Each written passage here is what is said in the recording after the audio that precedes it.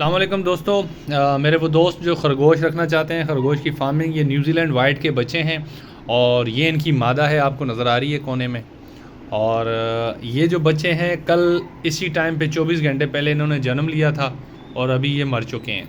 हमें मरने के रीज़न्स हमें ख़ुद नहीं पता हैं, बहरहाल जो हमें समझ आ रहे हैं हम आपको बता देते हैं, ताकि आप लोग वो हज़रात जो फार्मिंग करना चाहते हैं तो कम से कम उनके नॉलेज में ये चीज़ें होनी चाहिए। पहली बात ये है कि मादा दूध नहीं पिला रही थी, तो उसकी वजह से हमने ऐसे मादा को पकड़ कर दूध पिलाया। कल परसों मैंने वीडियो भी अपलोड की, आपने देखी होगी। और बड़ी ज़बरदस्ती हमने इससे दूध पिलवाया। फिर हम सुबह बकरी का भी दूध लाए थे, साथ नीडो वीडो और भी दूध लाए थे कि हम सुबह इनको पिलाएंगे। हमने इसके सामने साथ पास बच्चों को नहीं रखा कि ये मार देगी, बदतमीज़ी कर रही थी ज़रा बच्चों के साथ। बच्चों को हमने अलग रखा, रात को अपने एक दूसरे रूम में रखा और बड़ा ढक ढक के रखा।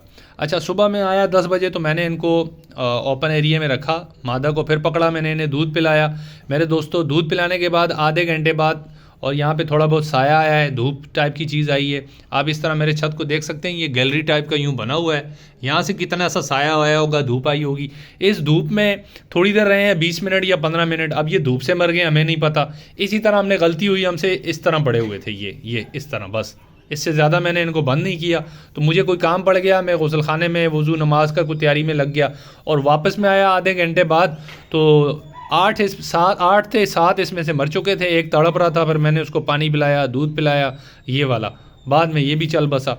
अब हमें समझ नहीं आई ये क्या रीज़न्स हैं। खुला छोड़ने की वजह से ये मर गए हैं, या इनको हमने क्या नाम है, धूप में छोड़ा इसलिए मर गए हैं, या मादा ने दूध नहीं पिलाया, या आप लोगों के साथ क्या क्या एक्सपीरियंस होते हैं आप भी हमारे साथ आएँ और शेयर करें। और ये एक रीज़न था मेरा ख्याल में, मैं आपको बता दूँ 2-4 जो रीज़न्स हैं हमें जो समझ आ रहे हैं। सफाई का मैं बहुत ख्याल रखता था, मैं हर दूसरे तीसरे दिन ये फ़र्श को इससे धोता था, क्या नाम है इसको, सरफ़ के साथ। और यहाँ पे हमने वो भी डाला हुआ है और खाना भी इसको अच्छा खासा देते थे, हम एक्स्ट्रा देते थे। यानी कि आप समझ लें कि इसने एक महीने में इस मादा ने और इसके शौहर ने इतना कुछ खाया कि आप सोच भी नहीं सकते हैं। हम बेताशा सब्ज़ियाँ और ये लूसड़ मूसड़ घी पता नहीं क्या क्या हमने इन्हें खिलाया है, गुड़ मुड़, कोई ऐसी महंगी चीज़ हमने छोड़ी नहीं है कि यार बच्चे हेल्दी पैदा होंगे।